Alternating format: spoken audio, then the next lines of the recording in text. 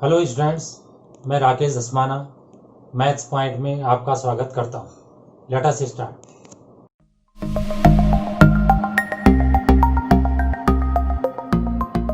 तो on probability के अंतर्गत ये क्वेश्चन देखिए, consider the experiment of throwing a die.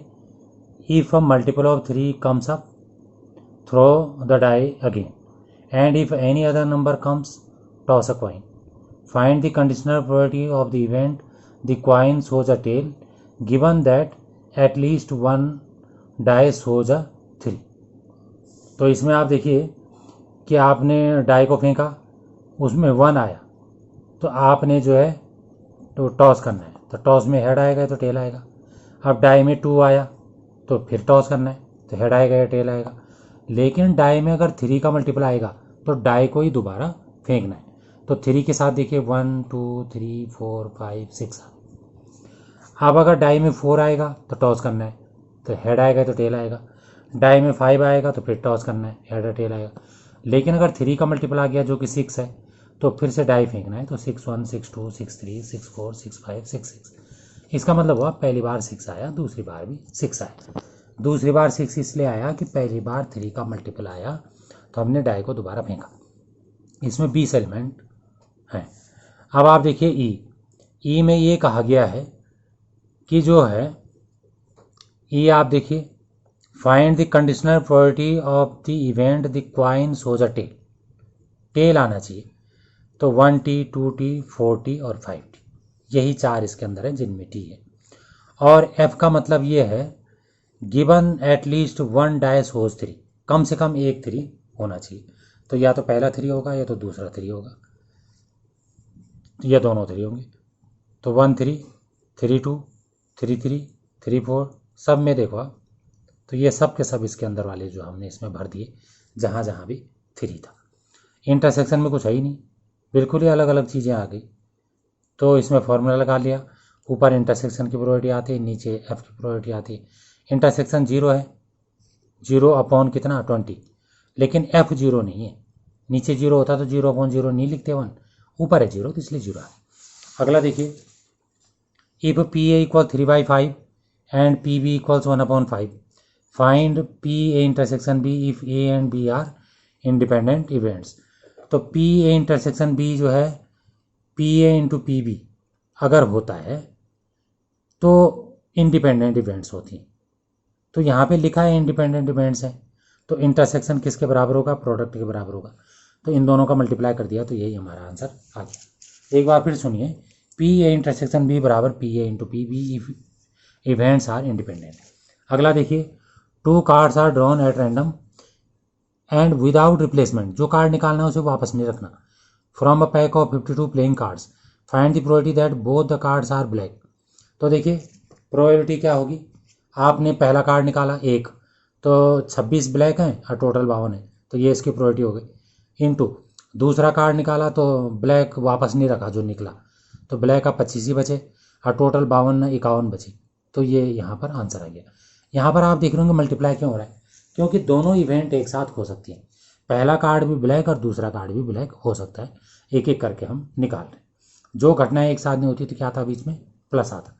अगला देखिए, a box of oranges is inspected by examining 3 randomly selected oranges drawn without replacement. 3 orange एक एक करके निकालने हैं और वापस नहीं रखने।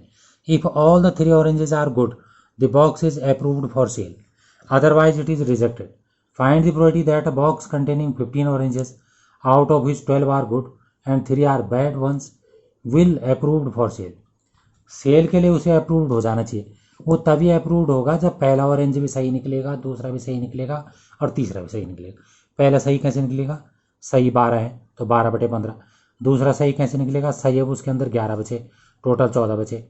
तीसरा भी सही कैसे निकलेगा, जब तीसरी बार में भी सही निकलेगा, सही उसके अंदर 10 हैं और टोटल 13 हैं। इसे सॉल्व कर लिया तो 44/91 आ गया। अगला क्वेश्चन देखिए,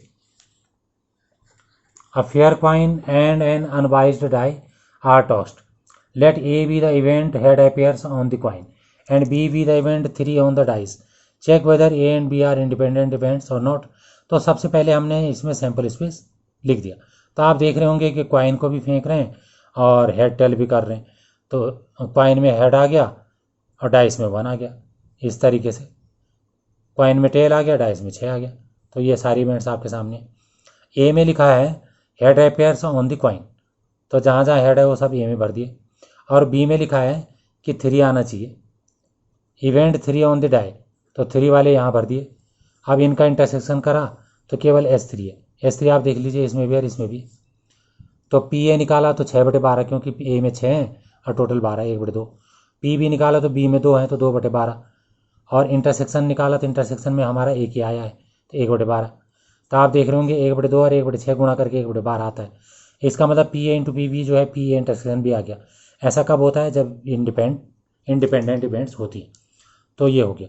अगला देखिए, a die marked 1 2 3 in red and 4 5 6 in green is tossed, let A be the event the number is even and B be the event the number is red, are E and B are independent. देखिए सबसे पहले sample space. तो die में 3 जगह red लिखा है, red में 1 2 3 लिखा है और ग्रीन में 4 5 6 लिखा है। तो इसमें हमने लिखे 6 केसेस हैं। ए में क्या लिखा है? ए be the event the number is even, 2 4 6। और बी का मतलब है कि रेड होना चाहिए, तो R1 R2 R3। तो इंटरसेक्शन में केवल R2 आएगा क्योंकि R2 इन दोनों में है। अब इंटरसेक्शन की प्रोबेबिलिटी देखिए 1/6, क्योंकि इसमें 1 है, टोटल 6 है। ए की प्रोबेबिलिटी देखिए, इसमें 3 है और 6 1/2। बी की प्रोबेबिलिटी देखिए, बी में 3 है और 3/6 1/2। तो यहाँ पर देखिए पी और पी बी इंटू करके 1/2 1/2 1/4 आ रहा है और इंटरसेक्शन का 1/6 आ रहा है, मतलब बराबर नहीं आ रहा। तो इसका मतलब ये इंडिपेंडेंट नहीं है। अगला देखिए, let E and F be event such that P 3/5 P F 3/10 intersection 1/5। तो क्या ये इंडिपेंडेंट है?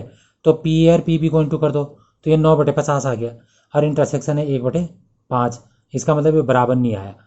तो जब प्रोडक्ट जो है इंटरसेक्शन के बराबर नहीं आता है तो नॉट इंडिपेंडेंट होता है। थैंक्स। अगर आपको वीडियो पसंद आई हो तो इसे लाइक करें, शेयर करें, सब्सक्राइब करें और लेटेस्ट वीडियो जानने के लिए बेल आइकन को प्रेस करें। और अगर आपका कोई डाउट हो तो फीडबैक में मुझे शेयर करें। थैंक्स।